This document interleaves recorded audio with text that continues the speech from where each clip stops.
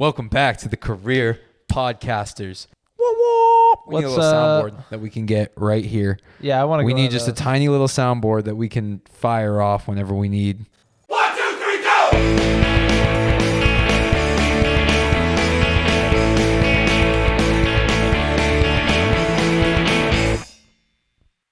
I think that we're all constantly learning. There's not a day that goes by where you shouldn't learn something new. You're not the same person today that you were yesterday. I think that's a daily thing. Yeah. Do you think growth is daily, or do you think it goes more like over time? Well, those are the same thing. Okay, fair enough. Over longer periods of time than just do you think days at a time. Essentially, you're saying is it day by day slowly, or is it checkpoint based, right? Yeah, more so. So you're saying the other argument would be like certain life moments build your character in these large ways to help you like jump ahead. Yes. In your progression. Yes. Or is it... Because inevitably it's going to be both. It's not saying that it's going to be one or the other. There's, of course, always going to be certain levels of both. But maybe more on a personal level, do you find yourself growing more and more by the day, or do you kind of look back at significant events throughout your life and like that was a growing moment, that was a growing moment, and in between those, it's more or less the same? I would lean day by day. It's obviously a mixture. There's some moments in my life that have really taught me a lot, but day by day it seems to be more of my thing. If I think of something, right, if something comes to my head like, hey, I want to start doing this, I want to work towards this, anything like that, I slowly build towards it. It's like I want to work out more. It's not like one day I just worked out a bunch. It's like I slowly made steps to get there and whatnot. So I do think what you said is pretty accurate, though. I think it's an interesting thing. It's funny that you randomly brought that up, but it's like a thing that people will say like, oh, you've changed. You've changed, You're not the bro. same. We can't be friends anymore, shit like that. And when people say that shit, I'm like, well, of course I changed. If I was the same person I was 4 years ago, oh shit, someone sent me to the doctor. I'd be in trouble. Yeah, I'm doing something wrong. I'm a high schooler still. And it's tough nowadays because I think even kids are put to this level of that adults are kept at. Like, even though we're pretty old, we're still learning. We're still gaining knowledge. We're supposed to still be putting the pieces together. So it's silly to think that we would just be like complete and ready to go and like this is who we are now. Well, I think that's the case for all human beings across all ages. I don't think you hit like a certain age and that suddenly defines your intelligence or wisdom. That's just certain people choose to stop having an open mind and stop learning and stop thinking of new ways to do stuff. And some people don't. I'm not, because you can't cast that on all old people. There are tons of old people who never ever get to the point they never get to the point of thinking that they know everything. Now they can come from a position of they know a lot and they've been through a lot and they could probably speak on certain things that are happening because of experiences that they've seen throughout, the history of their lifetime. Of course. But yeah, I think it's important to constantly grow and constantly change every day. It would be ridiculous for somebody to ridicule you for changing, especially over a long period of time. But yeah, I know this too, when you have goals in your head, right? You say them out loud to people you care about sometimes. True. How do they usually react if it's kind of an out there idea? If it's on like a random Tuesday and you're like, you know what? I'm going to do this. I mean, it depends on the person I'm talking to, but my real good friends would kind of be like, all right, man, you do that. Yeah. And it's different because for every person, you kind of want to give a different response. So let me kind of query you on this. For you, maybe going, you're not going to do that, which we've seen recently in our personal lives, doesn't really work, right? Yeah. But if someone told me, nah, you can't do that, I go, oh, really? Oh, I can't do that? Fuck you. I'm going to show you I could do it. Bet. Right? So some people need that. I guess you could call it negative reinforcement. If you're like a soccer coach or something like that, it would be like, you're not shit. And then you go like, no, I'm going to get good. I'm going to get great. And I'm going to show him. But then some kids. Dame Lillard. Right? Dame Lillard. Look at Damian. A ton of people. A great example. Damian Lillard was like. Went to our high school. And was just like, nah, you're not going to play. You're not that good. And that pushed him to become great. Right? Went to another high school that wasn't our high school. Started and is now the Damian Lillard that we know today. Yeah, definitely. And so that works for a lot of people. And a lot of people who strive for really greatness kind of need that kind of motivation. But it doesn't work for everyone. Some people just need the support, like, yeah, you can do it. You know what? I believe in you. And then they go like, yeah, someone else thinks I can do it. Okay, I will really try. And so it's hard to tell who needs what kind of encouragement. And I think there's pros and cons to both, right? If you're being really negative, you can really hurt someone's feelings or really make them feel low self-esteem and stuff like that. But the winning condition is grand, you know, like if they really prove you wrong, then wow, they did it. It's kind of like a make it or break it type thing. Like you either do this or you're not shit. And I was right. And those who really want to achieve greatness, I think kind of have to have that mentality. I'm more like that if people say I can't do it, I want to prove them wrong. I get competitive. I kind of want to like, you know what? Fuck you. That kind of shit. Interesting. Yeah. There have been moments in my life where the you ain't shit kind of advice and kind of approach to mentoring me worked wonders. It worked really well. And then there are other points where I reflect and I think about, maybe I reflected on that negativity a little too hard and maybe I could have explored, and I can't think of a specific example off the top of my head before you even ask. I just, general, as this conversation progresses and I think about that, I think there are definitely some definitive moments where I was told maybe a little aggressively, more than likely by a peer, probably close in age, is the only person that would probably be able to rattle it to the level of me giving up on that pursuit. Sure. Where, I probably reflected on it a little too much and didn't pursue said thing because they were like, nah, you can't do that. When you're younger, it's like the most sensitive time. It is. It's a very sensitive time. It's weird. It kind of goes one way or the other. Like, we played soccer in high school together and I was kind of told that almost like, yo, like I was given support, like you're good, but you're not really that good. Like you're really not shit. And that pushed me to want to work hard and like become good and not be a laughing stock essentially. Right. Like, but there's also the side of, so for reference, I'll give the references. Like I got put on varsity my freshman year, but I was the worst player on the team. So I was the butt end of everything. Matt, on the other hand, was on JV, but one of the better players on JV. No. Nah. Correction. He ended up being one of the better players from that team. Right? Yeah. Of all those guys you played that's with, fair, who made it to varsity, who eventually progressed. It was very few of that group. Yeah, that's fair. But because you were given more like, hey, your level at this is nothing. We're going to build you up. I was like, you're already a little bit up, but someone needed to let me know that I'm not shit to unlock that next level. Yeah, I can see that. It just works in different times. And then once you made it, then you had to get reassessed as like, oh, you think you're good now? No, you're not. Like boom, go to the next level. It's finding that timing of when someone has that confidence where you can bring them down a peg, but not bring them down to like no confidence. But it's interesting when you're doing that with kids. Like you said, it kind of depends on the time, but it happened to us as kids, I would say, for it just in general. And again, not calling out anyone specific, not even calling out if I would need to sit down and really reflect if it actually happened or not. But I'm sure there were times where you get shit on by an adult in some capacity where they're trying to make you do better, but it has the exact opposite effect. Totally. Probably why I'm constantly saying I'm bad at math and science. So there's a difference there, though. There's a difference in that telling someone they're nothing, but giving them the path to success, right? If you tell someone, like we were saying, sports, hey, you're not good at soccer, but if you train hard, you show up to every practice, you come work out with me on the off days, you will be something great. But now you're nothing. It's kind of the What is Potential episode we did a while back. Oh, call back so soon.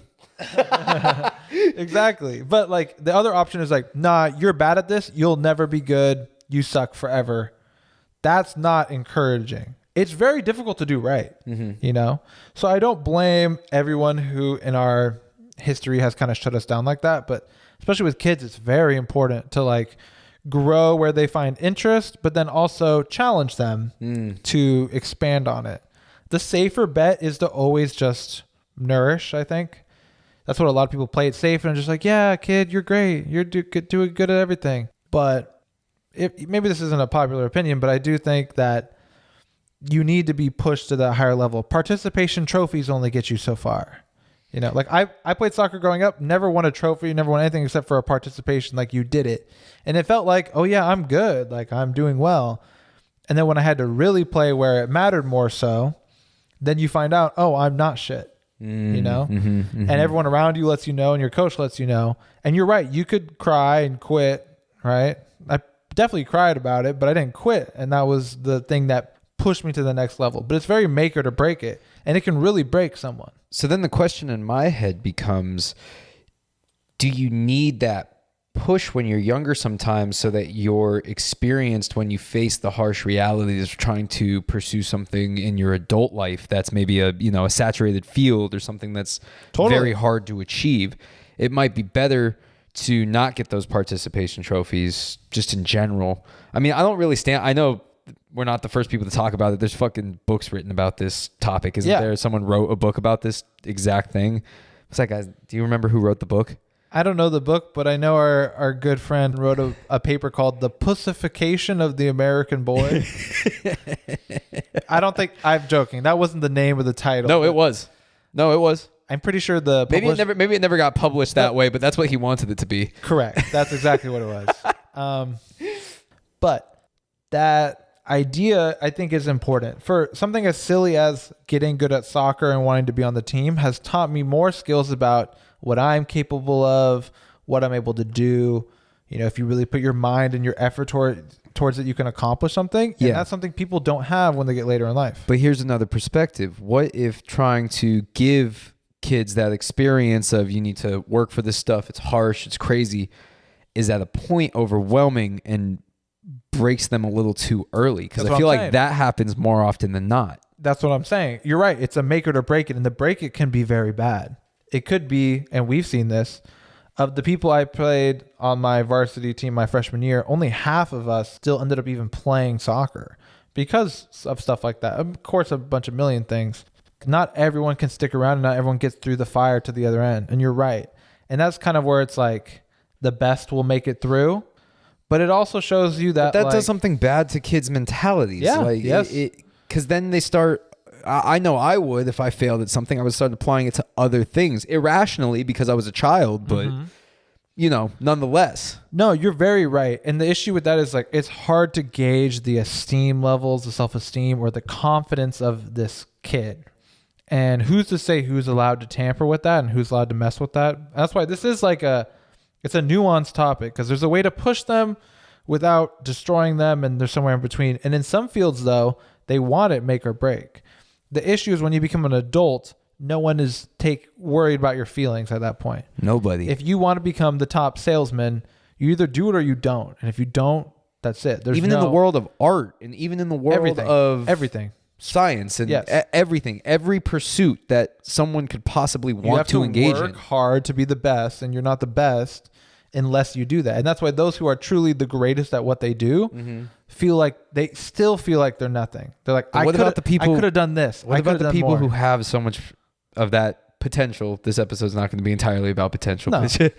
What about the people that have that potential, but were told at some point or another that they weren't good enough, or, they got broken a little too hard at too young of an age and just never came back to it, never got that support? Maybe we should focus on, adults' feelings a little bit more, right? Yeah. Like, I mean, it's an important part. It affects how we function every single day. It would. The capitalistic nature of things in our country is that, whatever, next guy up, right? If you suck and you feel sad about it, who cares? You're fired. Next guy. He's willing to work hard. And it's cutthroat in a way, but it does yield the best of the best. I think the issue is there should be it's like if you have a blank canvas, you build the confidence first. One of our old teachers once told us when we were freshmen, first day of class, he told us, "You're the stupidest you'll ever be right now." And that was a great thing because we were at that point of confidence. Like, yeah, we just graduated middle school. We're the shit. We're so cool. We made it. Right? Our confidence was high, right? Yeah. Let's break it down simply. It's like a 0, a low, medium, and high. We were at high. He cut us back down to medium so that we could achieve new highs. Because you need the new high to be there. Yes. But if there was a kid at low and he said that, it might bottom them out, which is not what you want. So you have to be able to read. I'm just making this up on the spot, but you have to be able to read the confidence and the self-esteem of that person and in that field to understand how you should deal with them, I would guess. Which is hard to do too when you think about just extremely hard student to teacher ratio in the country in general, or and boss to employees, almost impossible. Boss to employee ratio is crazy. That's even harder to do because they really don't care about you individually. Well, because their boss doesn't care about them individually. They only care about the product of the team that they're running. So maybe if people realize that they should cultivate and grow these individuals first to then challenge them, there might be better success rates. So what do you think of this wild idea that I sit on pretty frequently? Like not having kids in school until like the age of 12 or 13. Whoa. I don't know what the alternative would be. We would need to figure out some sort of program, not traditional school as we know it now. They would be in some sort of school, but the focus wouldn't be academics or schoolwork or math or science or even the arts or anything. It would just be, to me, I guess, an area in which kids can just unlock their fullest potential of creativity. Just no school until 13 or 14. So what do they do? You had to give me something here. I know you don't have anything planned, but no, I don't. And that's the thing is, you can't say cut this. Focusing on because a lot of kids don't get to focus on managing these emotions and growing from the ground up, like you were saying. That's what sparked this idea that you can cultivate a decent person before they produce for you, before they do something for you. And you can cultivate this relationship with them in which it's beneficial to both parties. The employee or student or worker or whatever it is happy, and the person above is reaping the benefits in a morally upstanding way. Maybe not. Different conversation. I get what you're saying. With children, I think you need to, from a really young age until a pretty, what we would consider old age, at least societally in America, make it so that they can just focus on managing their emotions, growing as people, kind of understanding how to interact with one another. I think social situations and social practice is incredibly important. Not sitting in a classroom with a bunch of people and being told, don't talk to them and don't collaborate ever. Aside from projects, like, what real world scenario are you ever going to not be able to work with your peers around you on everything that you do? Yet every test and homework assignment and classwork thing that you do, you're told to sit there and focus on it yourself, unless it's the special group project, which only comes once in a fucking blue moon.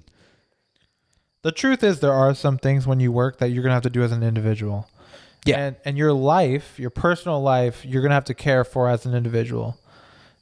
Not everyone has people in their life who care about their life as much as they do. You really have to advocate for yourself. I like what you're saying. I wouldn't say get rid of school, but I agree at that young age, it shouldn't be demeaning to Reform kids. it. Maybe something like, which they have schools like this, where they don't give out grades at that young of an age.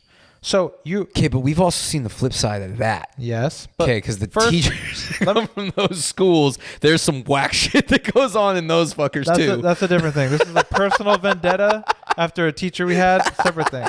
So what I'm saying though is, at a very young age, you don't have grades as much. So you're not being told like, hey, you're bad at this, give up on it.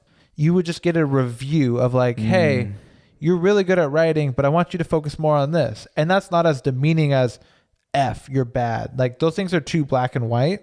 At a very young age, I think it's silly to tell a kid like, already, you're good at this, you're bad at this. It should just be like, focus on this. It should just You'll go far in life. Yeah, it should just be like, hey, you need to increase this. Yeah, we're trying to make a well-rounded individual at those young ages. Yeah. So maybe it's just telling those people, hey, work on this. You're already good at this. You're where you need to be. Keep this up. Rather than just like, nah, you suck at this. You're good at this. That's it. And then once you get older, then you can start taking the criticism. Because if you're told at a young age to become well-rounded, and then you do become one, and then you get older and you say, hey, I'm not that good at this, then you know I have to work towards it. But you're right. I said, like, getting an F when you're 6 years old doesn't make sense to me. Just being like, you failed. That's it. It's like, no. It's probably not this kid's fault that he failed. Realistically, a 6-year-old, 100%. So it's even like 13-year-olds, all the way up until 18. If you're growing up in certain environments. Dude, well, yes. There are outside influences that affect what goes on in the school, yet most of the time, and work too. But the expectation is that those external things won't affect your productivity within these environments. You're right. And that's why I'm saying, though, like at a younger age, it's almost guaranteed that those things are having an effect.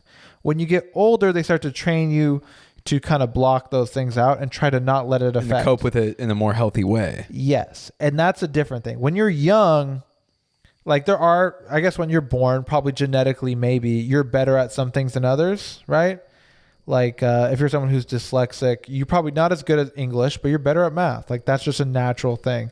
But it shouldn't just be like, that's it. It should be, hey, work at this, don't work at this. Yeah. But what you're getting at, right, is that at a certain age, like what age is it that you become somewhat responsible and start needing to learn to separate these things? Because like you said, your home life could be fucked, and that's why you're doing work at school, and that's not your fault. You're right.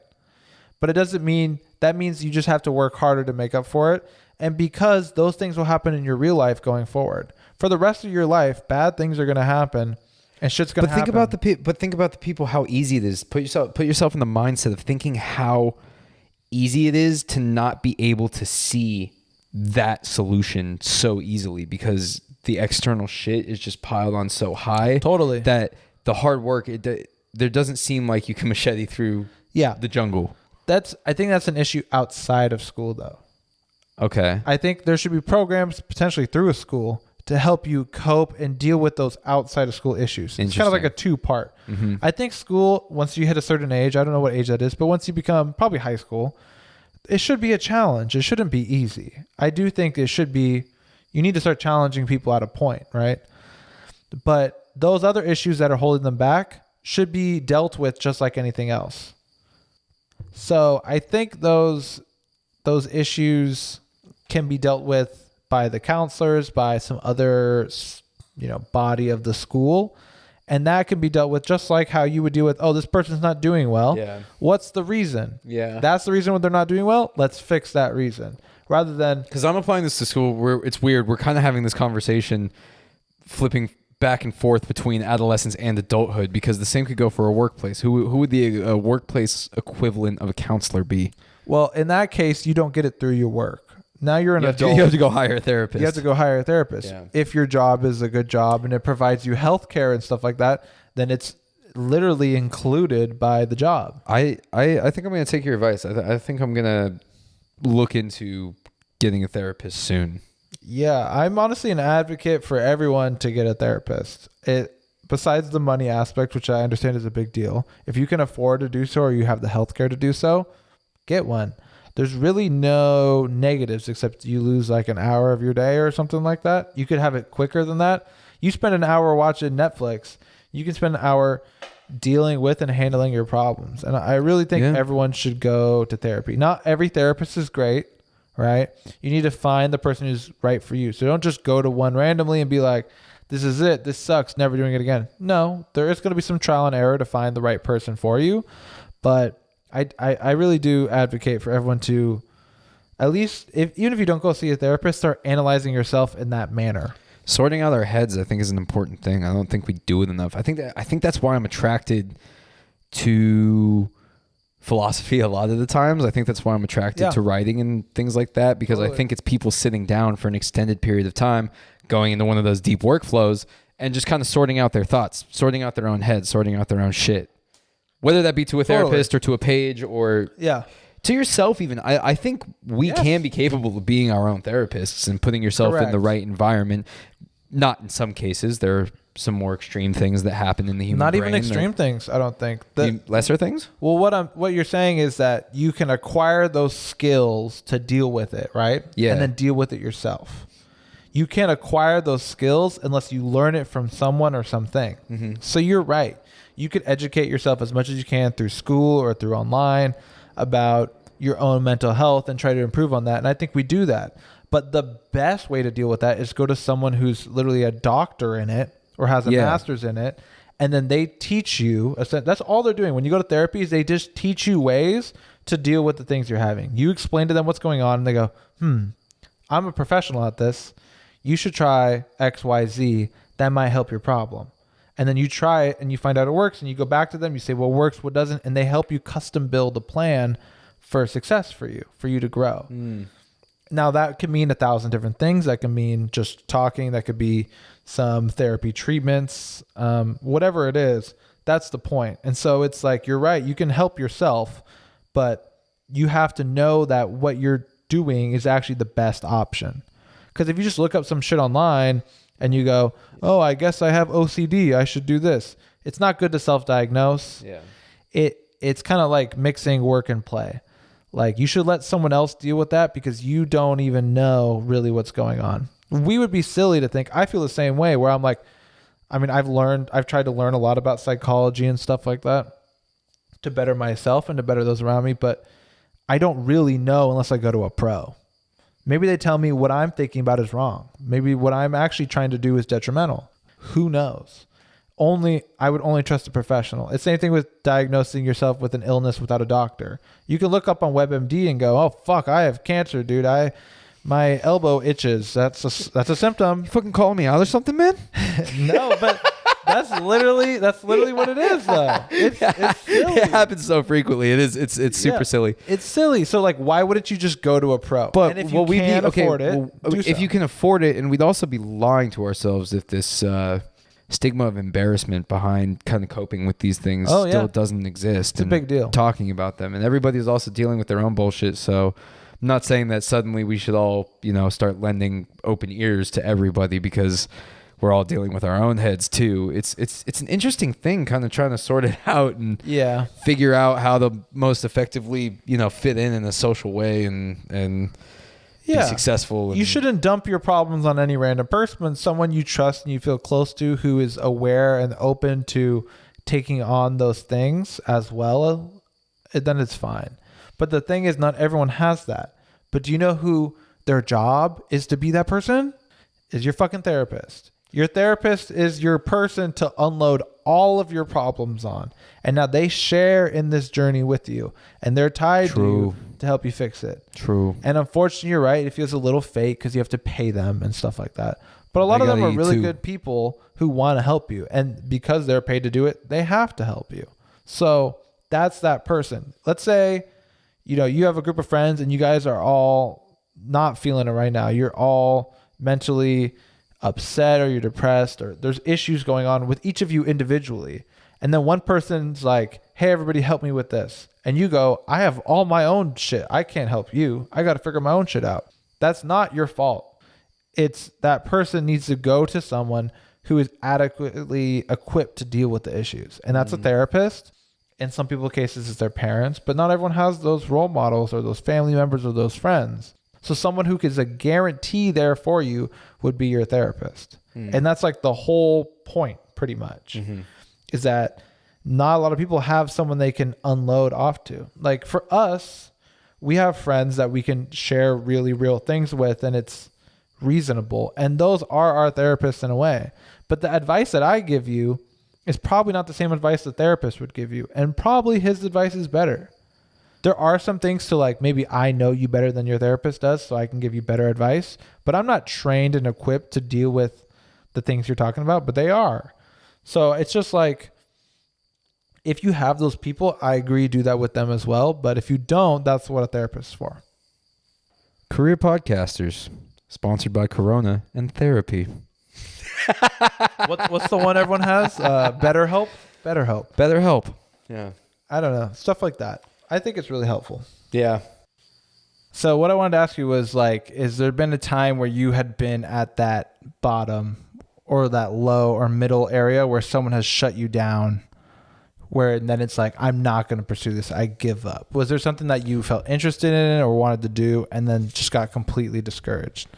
So there's a lot of people in my life who are very encouraging. And I don't think, other than a couple teachers that were shutting me down on a general sense, like you're going nowhere in life, that separate conversation, because we're talking about specifics here where they were dicking on you for a specific reason and I gave up that pursuit. Sure. I've been fortunate enough to have a lot of people who encourage me to pursue things that I want to do and kind of want to work towards. But I can think of plenty of instances where I've gotten very real advice from a lot of different people, right? Like they've sat me down and been like, here's what you have to do if you want to do this. And I try it for a certain amount of time. And when I get into things, I start looking to the pros. Like you said, why would I look at my own art to study off of? And this was my mind my mindset's changed on this now, but my mindset back in the day was, why would I judge off of the amateurs or anything like that when I can just look to the pros? And then I would see and say to myself that I can't get to that level and give up on it myself. It was almost some of the real and harsh advice I had spun in my own head so negatively, or was like such a bore, that I dropped it. One that I can think of is drawing. I had a lot of people in my life that would encourage me to draw a lot, and they would say, you're really good, you have some natural talent. But every time I would try and, draw like one of the pros, draw like at a professional level, I wouldn't hit that level. And I would watch tutorials and practice the stuff and buy the books and practice it for a certain amount of time. And it wasn't enough time. In retrospect, I can see all the problems. I can see where everything went wrong. Yeah. But at the time, I couldn't see that it was just the amount of time and the amount of deep focus that was the problem. But I said in my own head, you're not good enough to do this. You've been told by some teachers that in general, you're not going to do much because you don't try at anything, which was weird because I was trying at stuff at the time that they just didn't see.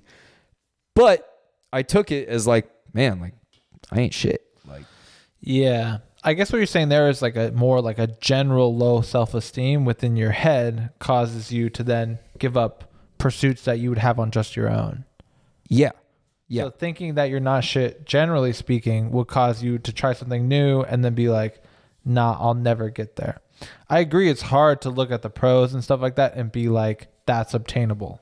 But it's hard to realize and understand until you're older, especially that, oh, they got like that because of all of this hard work and all of this and yada, yada, yada. So I do think that's big. Having that general self-esteem and confidence that like you can do whatever you want is very hard. And a lot of people aren't given that. And it's hard to. Yeah. Man, we're making multiple callbacks tonight. I can do whatever I want, Alex? Yeah, you can do whatever you want. This is like the summary episode. Yeah. But I mean, these are real topics that it just sometimes comes up from time to time. I think about these things. Yeah. And so, because you're always in a constant state, like we're always in a constant state of analyzing our own success, analyzing what success means to us, what happiness means to us, we're all doing that as human beings. And yeah, we kind of bounce off of each other as like, here's where I see where you're at. Here's what's going well for you. Here's what's not going well for you. I think that we're all thinking about it by ourselves to a certain extent too. And this is real shit to kind of try and figure out. And it takes a lot of time. And that's the thing. I feel like a lot of people feel this pressure of time just always, which is a good thing. The time as like you need to get on it now, or like you're too young or you're too old to do this now and stuff like that. Kind of all of these things, like time is just always a factor in general. People consider time being a factor. Some people don't, and those are the people who end up doing great shit. Like Nas recorded Illmatic at 19. Yeah. So it goes, 5 of the biggest producers in New York were like, this kid is the shit. Yeah, it goes both ways though. You might be older and go, man, I missed my chance. I can never do that again. Like I didn't start rapping when I was 18. I'm too old to start it now. And I do think there is something to that. You missed out on that demographic or that timing, but I really don't think you're ever too old to do anything.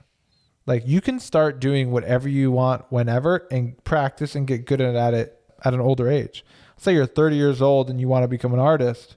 If you practice for 20 years, maybe by your 50, you're a really great artist, and that's still a great thing. The example I use is Colonel Sanders was like 60 or something when he opened the first KFC. Like he was nothing. He owned a bed and breakfast that had like 3 rooms, and his wife would cook the breakfast in the morning. And after a while, people were just like, man, that fried chicken is amazing. You should sell that. Yeah. And then he did, okay, well, we'll open up the restaurant for people who don't just stay there. Anyone can come. And then it got more traction. And then they went, oh, I fucking love this. We should expand it. We should make multiple. And boom. Now it's the biggest chain. What a beautiful Like I've thing. mentioned before. What a beautiful thing, especially to be established with food. What a beautiful you had a bed and breakfast. It wasn't working out, but goddamn, the best fried chicken in this area. Yeah, that's what matters. If you sold that, we'll buy it. We'll support you.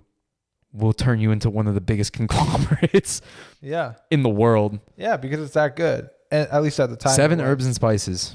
And that's the thing. It's usually a simple ingredient or simple ingredients. Yeah. I don't know. Fried chicken's not good for you, but I mean, it's not a complex thing. It's just one of those things that with a certain amount of care and a certain amount of tenacity, if you will, you can make the greatest product.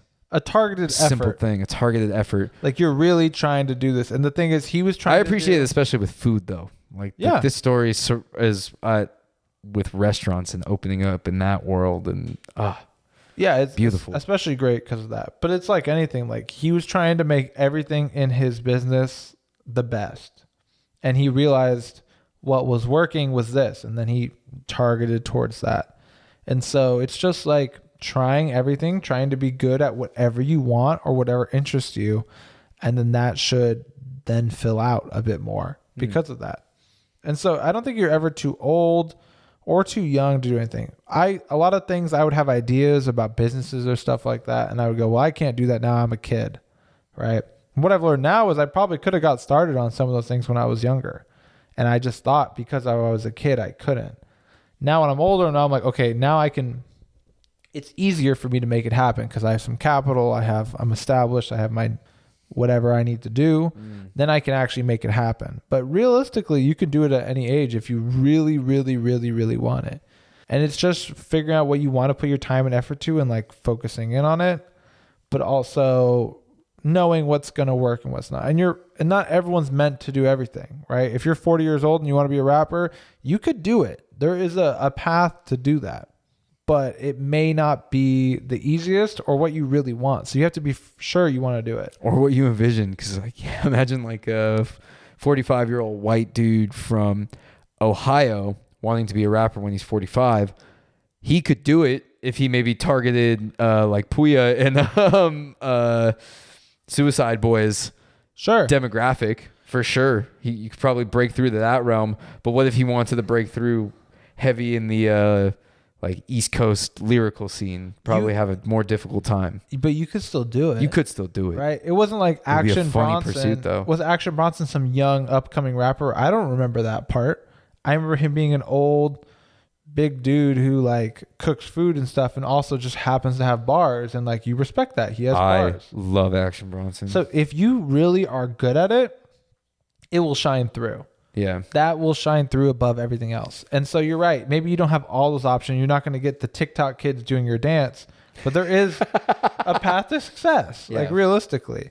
Yeah. And just because that isn't, you kind of narrow your options maybe with your age, but it's always possible. I really do believe that you can start anything at almost any age if you really grind to it. You know what I've been learning over the course of this podcast?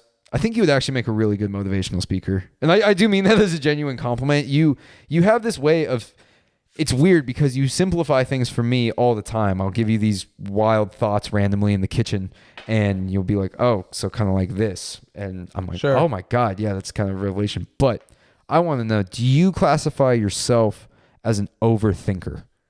An overthinker? Yes. No. I actually Perfect. don't think I overthink. I think I simplify and make it as easy and basic as possible. Wow. Interesting enough. Is that with everything? Does that get applied? Okay.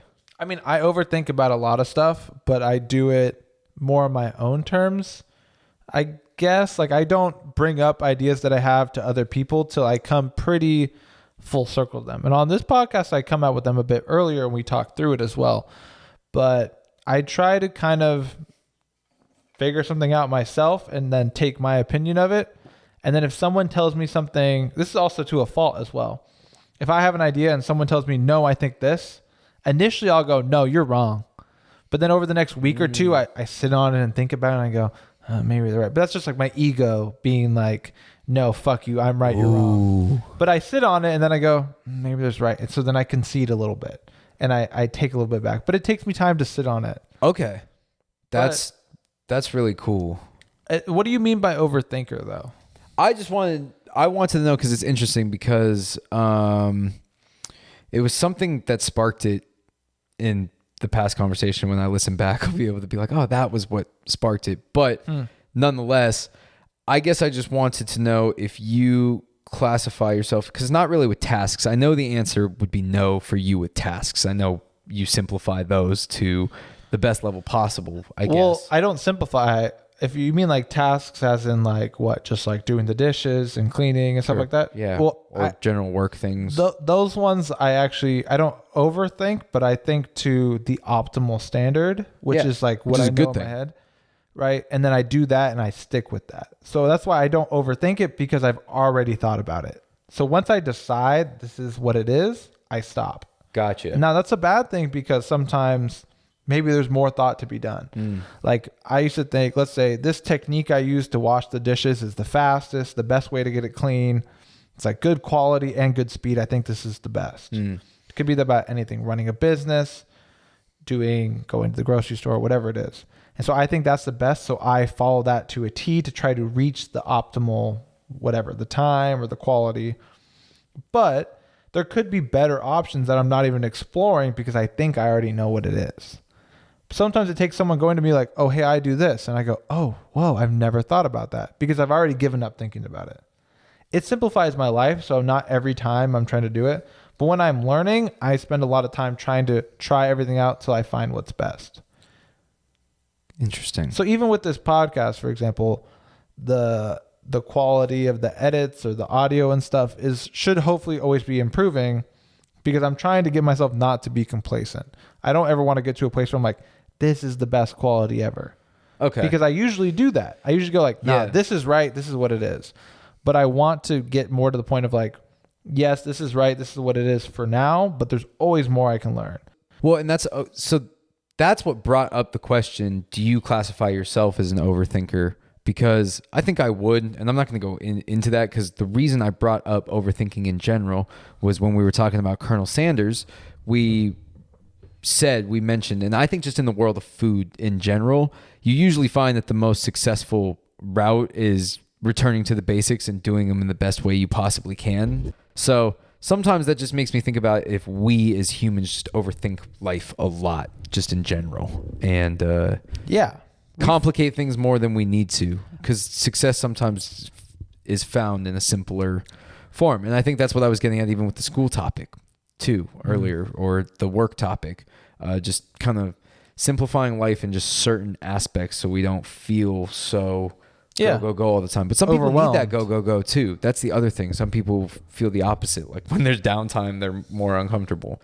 Yes, but I think it's a balance. So of course, I asked if you were an overthinker, because I find myself overthinking, like you said, certain things sometimes, and other times, like when I talked to you, I said you would be a great motivational speaker because you see things in a way that just makes sense. And when you explain things to me, like on the podcast, and you're giving advice, sure, maybe you're not always right for everybody, but at least I can see a way that's simple, especially when I come to you about achieving dreams or doing things like that. It's like, well, dude, you just have to, there are steps you're going to have to take, and each step is, we're going to require this. You break it down logically and in a logical way that seems to, maybe simplify is the wrong word. Maybe we don't need to simplify it's things. Like breaking it down.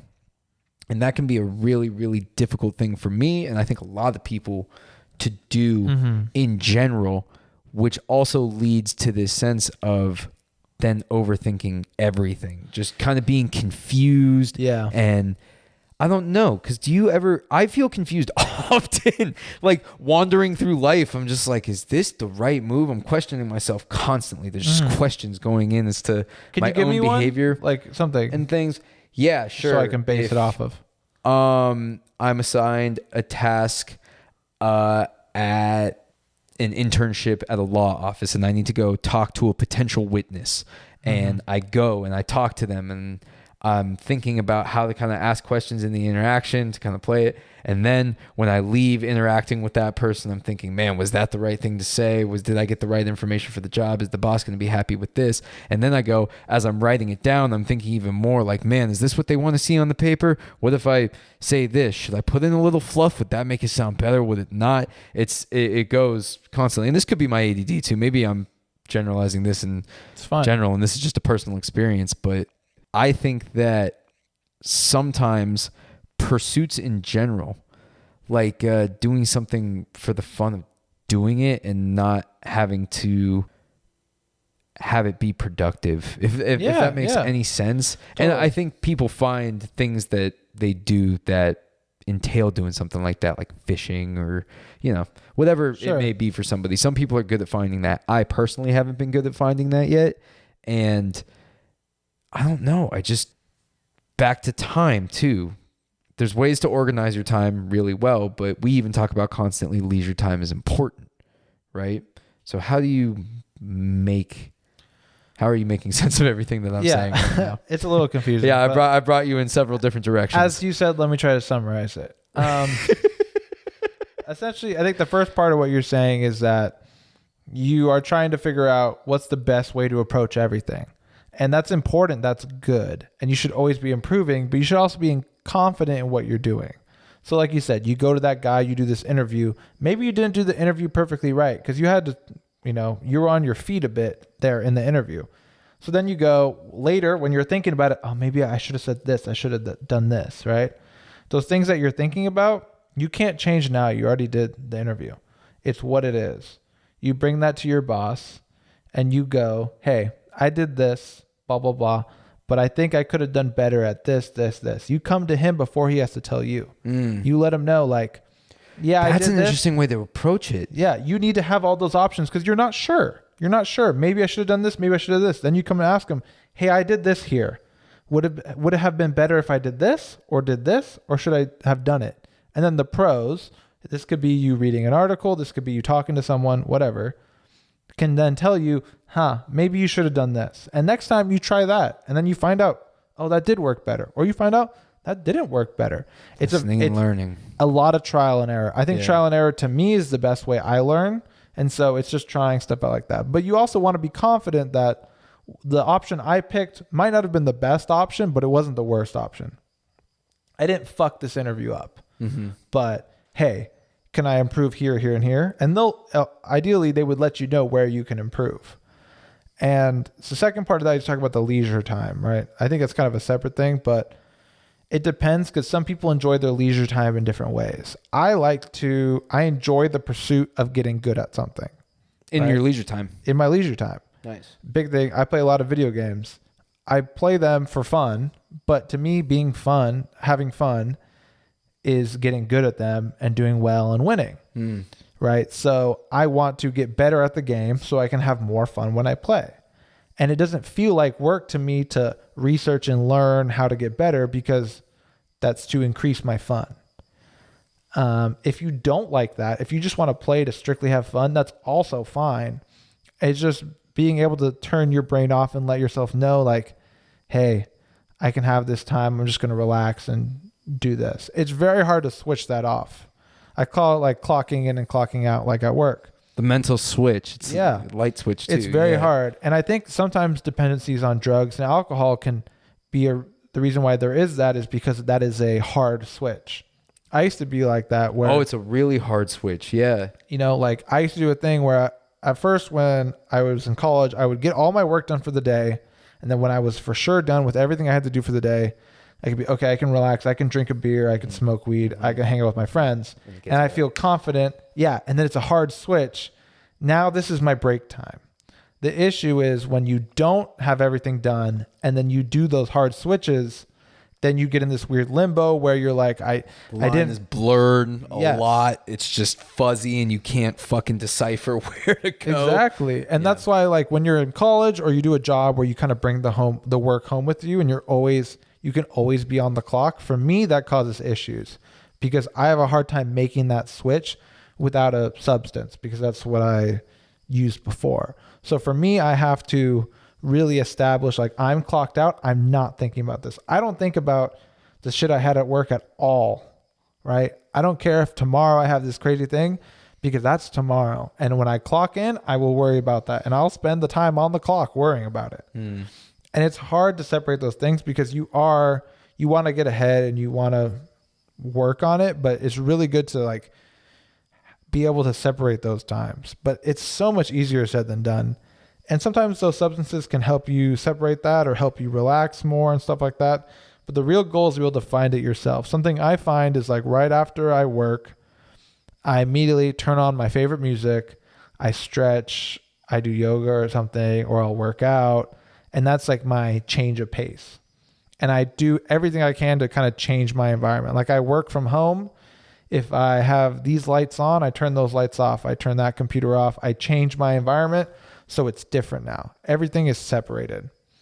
It's like the whole thing where like there's a study that's like if you do work in bed, you have a harder time falling asleep because that space is now a work area. Your brain has been trained that it's so area common is with work. laptops and stuff. I mean, I feel like people have been doing work in bed before laptops and things like that, but It's even the easier invention now. of the desk light or whatever probably increased that, and it just blurs the line, and the line has been getting more and more blurred as time goes on. Right. And yeah, that's interesting. And like I would never smoke a blunt in my work chair. Does that make sense? Yeah, it makes perfect sense. Like that is two different things, and I don't want those to ever intersect. Yeah. So I won't let them. So when I'm here, I'm working. My brain knows when I sit here, all I can do is work and focus. But when I'm here, all I can do is relax. Like I will never think about work because I'm in a beanbag now. You know, and there's these crazy purple lights going on rather than I'm in bright lights at my desk, sitting upright, even the angle of my chair, stuff like that. Even when I'm working, if I want to take a break from work, I won't take my break at my desk. I'll try and lay in bed or sit on the couch and have my lunch there because you kind of cross those lines. And then it becomes harder when you're at work to focus on work and when you're having fun to focus on fun.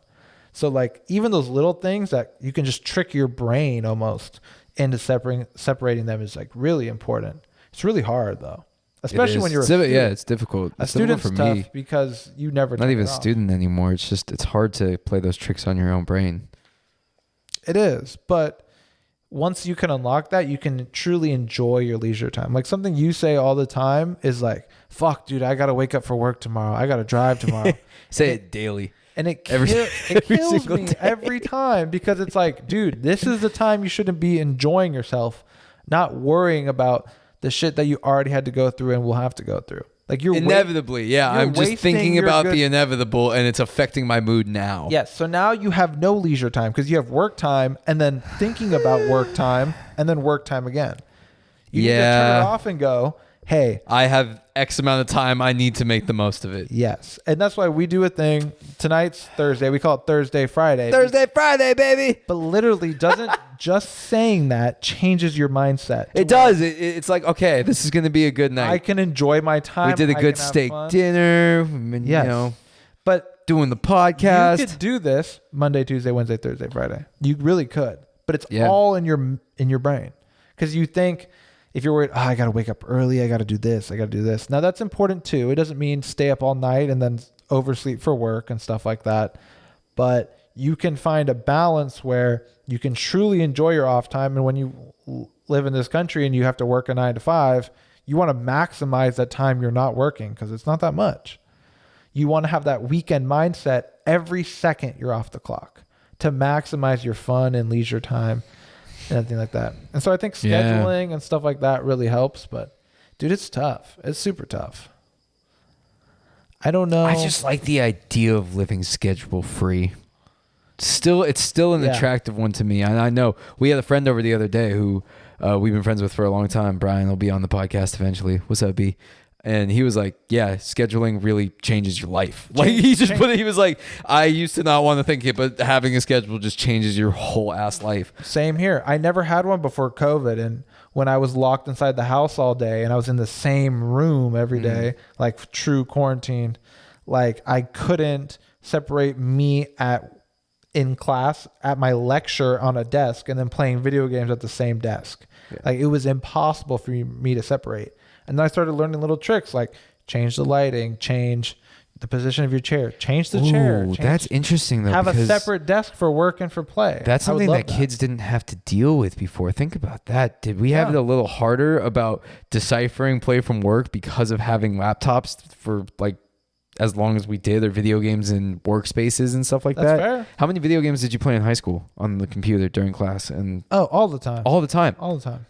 That was crossing work and fun constantly. That was blurring that line that we just kind of established. And it's because that was blurring it from the beginning, from the get-go. Yeah, and when I had homework on my laptop at home on the computer that I play video games on, it's the same way. It's the same line getting blurred. And so you want to separate it. And I used to be one of those people who thought that was silly. I go, that's stupid. I have control of my own brain. I can tell myself when to turn it on and off. And I really couldn't. No. And quarantine made me realize that because it was so hard pressed on me that like, oh shit, I need to do stuff like that. Damn, bro. Because it's just in it. You can't explain it. And you want to think because of the ego, because we all have that ego. Unless you experience ego death. That's an interesting question that we'll touch back on in a second, because do you want ego death or not?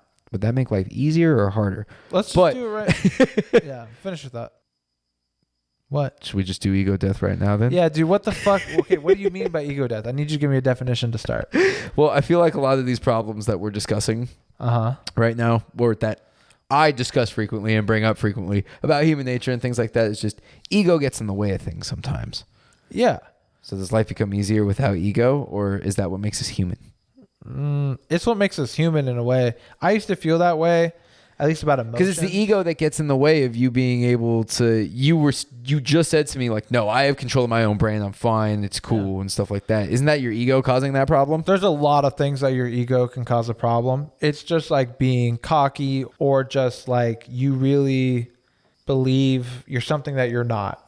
And for whatever reason that may be, it does get in the way. But it's tough because I don't know exactly what the definition of ego or ego death is, but you do need to be confident in the things you are good at. Like you need to know your own worth, but it's hard to find the accuracy in that. It's extremely difficult to truly know objectively what you're doing is this or this or that. I struggle with this daily. Like it goes back to what we were talking about, where it's just something that I kind of struggle with in terms of, am I in the right place?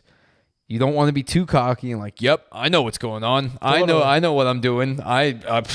Fuck yeah, I've got life by the balls, bitch. Yeah. I don't want to be that guy, but I also don't want to be guy that's like, well, I don't know anything that's going on, man, so fuck.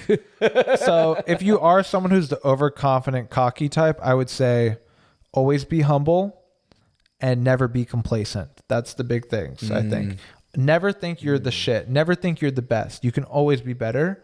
And if you think you're the best, don't be complacent. Push it harder. Even if you really feel you're the greatest, you're Michael Jackson. You've the pop king. MJ again, bro. Everything right. I know. It should have been. That's an awful example. Okay. There was so many more musicians. I just thought of someone who's the king. Okay, the king of rock, Elvis. Sure. Doesn't matter. I love it. I know it doesn't. Doesn't matter.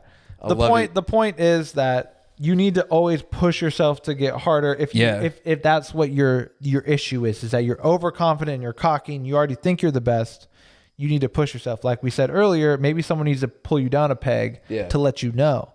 The other side is that you have nothing, you don't feel like you're doing anything, and you're like that, how you're saying like, oh fuck, I have nothing, I suck, I'm never going to amount to anything. It's like, no, you have to understand what you're doing is something. It's a bud. It's not a rose yet. It's just a bud. It's not a thorn. It's not completely bad, but hey, you're like, let's say, yeah, man, I just work at this auto shop or whatever, and I'm just the guy who like changes the oil. I pretty much am nothing. You go, okay, you're right. That ain't shit. That's fair. But you got the in. You're at the auto shop. Why don't you ask a guy to teach you to change, how do I fix the AC in a car? And then you can progress and get somewhere. So if you are down at the bottom, you shouldn't think like, well, I'm fucked. It should be, how do I get to the top?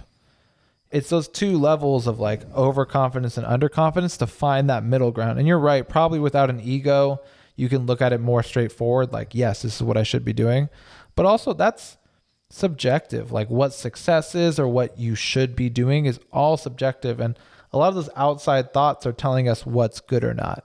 Like if you think like, oh, my job doesn't make as much money as that guy, I'm a failure and he's a success. It's like, no, maybe that guy's miserable and you're happy. Maybe you're the success. It's all how you look at it.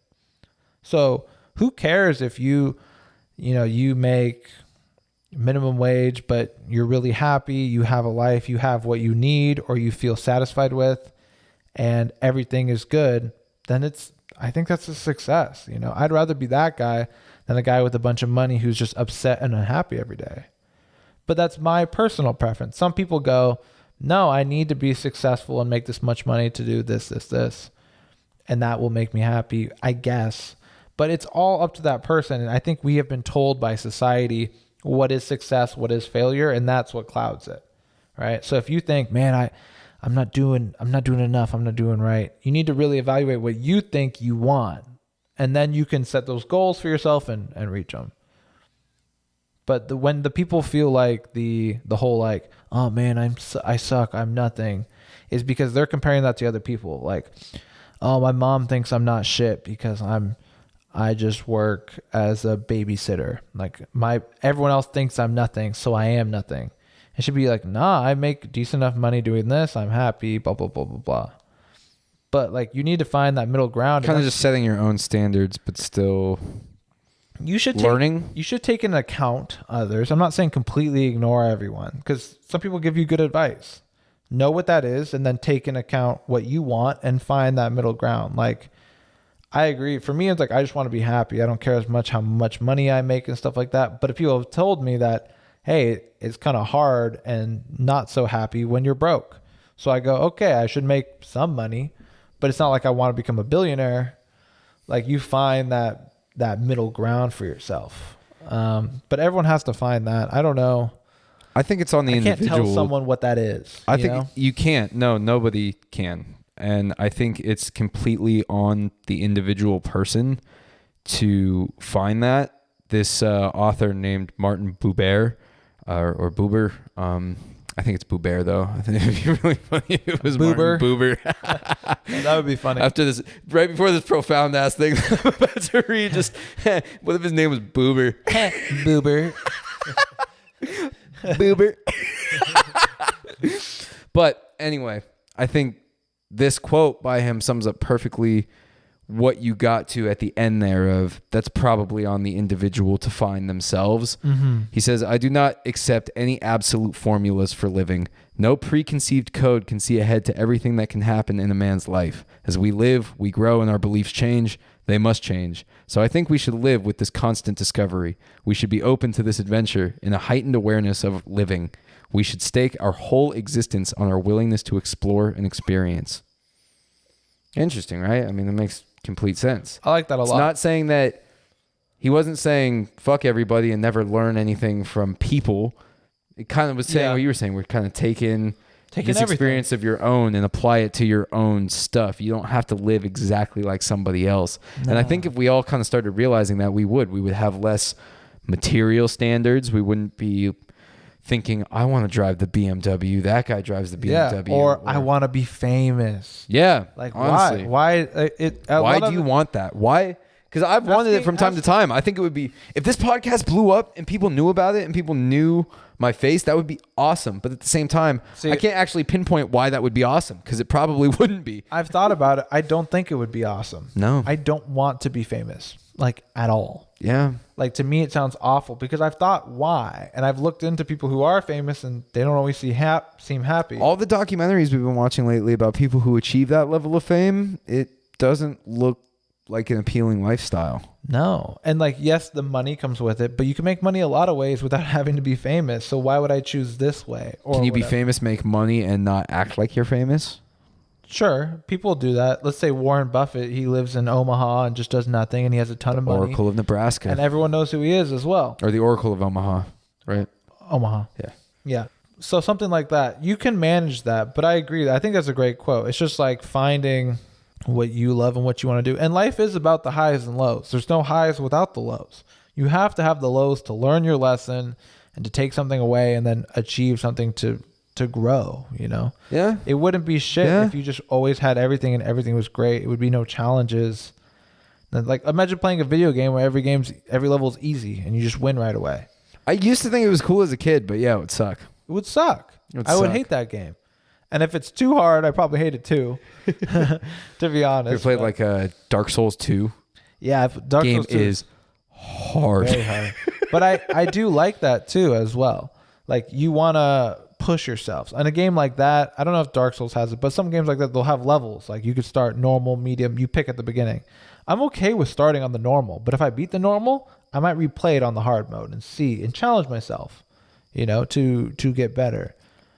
I would always challenge the levels on Guitar Hero, but I would do it at random. I wouldn't like beat all the normals first. Sometimes I'd be, all right, I'm just going to master the extreme, and I'd only focus on the extreme mode on that song for like a week, and then master the extreme level of that song, and then go back to normals for the other ones that I wanted to play. Yeah, that's what we talk about, like skipping steps. You can't skip steps. Damn, even in video games, man, this behavior, human behavior is evident for a long time. And that's another interesting thing that we're unlocking on the podcast. It's just all these behaviors that I try and analyze that I am doing into adulthood. They've been around forever, just in more subtle ways.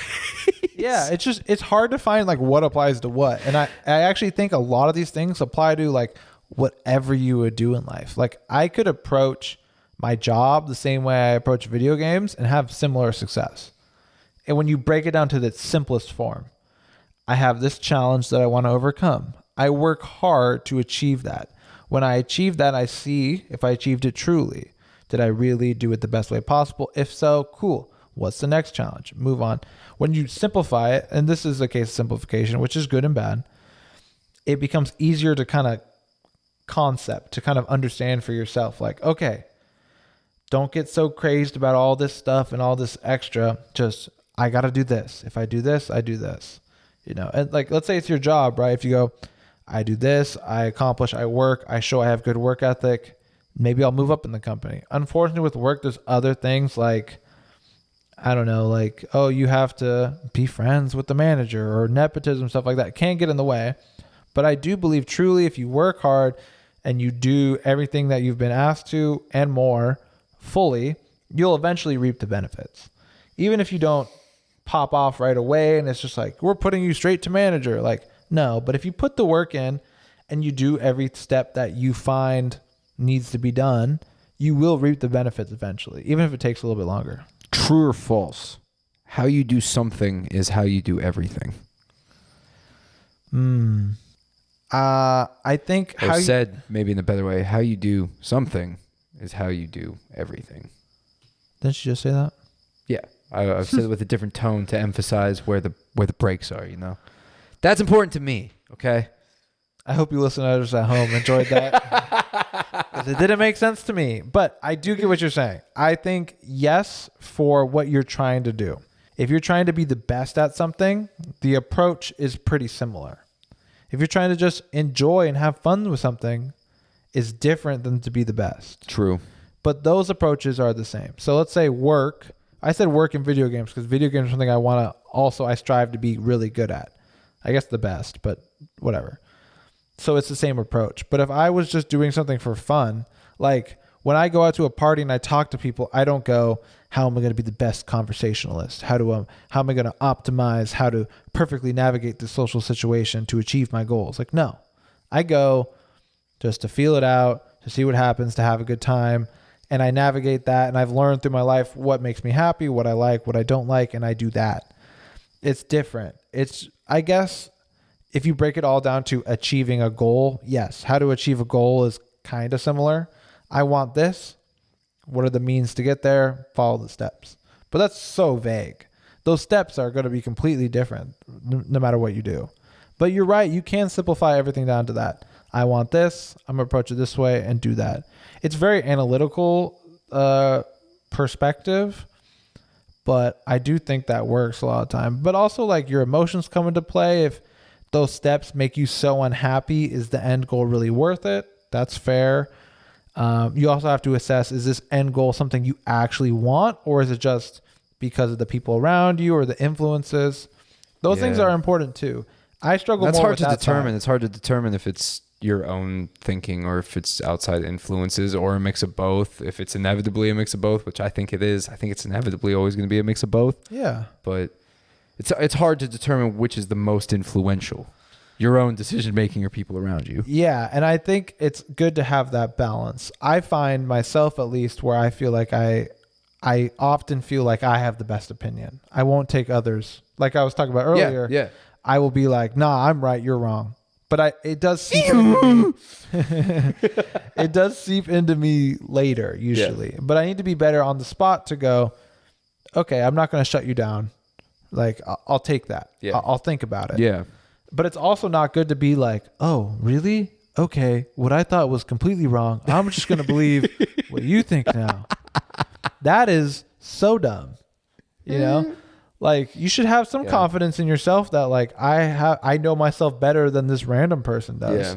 And you should gauge, like, the people who know you better will have a better gauge than some YouTuber you watch. Like, if you watch a YouTuber video to success, it's not going to be catered towards you.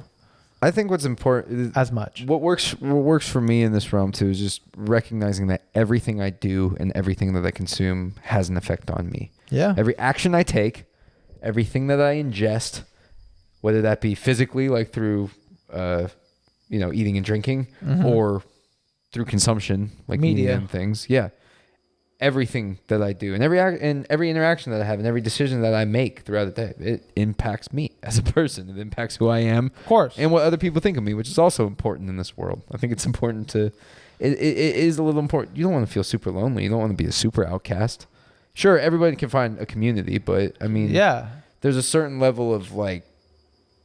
No, everyone can find a community. That's pretty true. You shouldn't be so worried. I mean, I understand like. You should be worried a little bit about what people think of you in certain scenarios. If you're at your job, like that's actually thank you for saying that. That's what I wanted. That's what I was more talking about. Thank God you brought that up. But the thing is, if you truly don't want to act like that, there is a pathway for you to be exactly who you are and who you want to be, and do everything you want to do in life.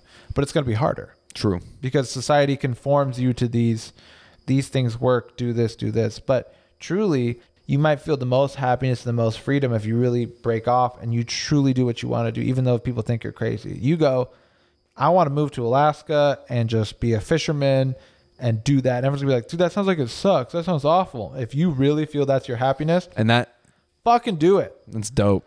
And that's what I'm saying. Like, you shouldn't have to conform to like what people think of you. That's not it. It's true. I almost like doing the opposite. I kind of like shocking people a little bit and like, oh, you thought I'd do that? Nah, fuck you. This is what I do. I enjoy that aspect too. Sometimes it does get to me though. It's hard to sometimes not let the judgment of others get to you. True. And especially it's difficult. It's a difficult thing to do. Who you respect and you look up to and stuff like that. Especially when that happens. Yeah. That makes sense. But I think we can understand that that's a real thing, but also keep the mindset and the goal of I'm going to be truly who I want to be. Let's say you're wearing clothes, right? And you go, I'm going to wear this. And then you go, oh, but someone I'm hanging out with today is going to think that's weird or whatever that is, right? Like, oh, this person might not like it. If you have that time to have the conversation with yourself, you go, you know what? Maybe they won't like it, but I like it, so I'm going to do it. And that's hard. I mean, I think everyone has that conversation with themselves every day. But we just need to now have that conversation and go, nah, fuck it. I'm going to do what I want to do.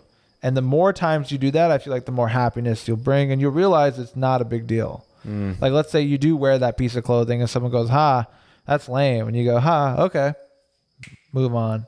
Because if you do come to terms with it prior, you go, nah, I am doing this. And that's really hard, but you should try to keep that mindset as much as possible, I think. Yeah, no, I agree. Who knows, who knows, man? There's no preconceived notion on how to live. Yeah, I think that's the biggest thing. Is like, I guess like you're saying, I do give advice sometimes. I think it's just the way I kind of conversate.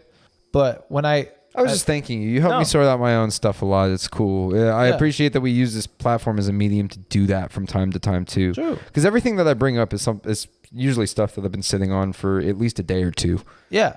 That definitely. week, and it comes up frequently. Some of the same topics come up, and I think about them more, and it's just interesting. It's I don't funny, know why they come back. Because that's how you, I think, often deal with things, and then you'll talk to someone and see what they think and find your thing. Me, I don't do that as much. I don't bring up my own stuff as much, but through me doing this, I'm also teaching myself stuff. You'll bring up something that I probably also feel, and as I'm giving you advice, I go, hey, I should take that advice too.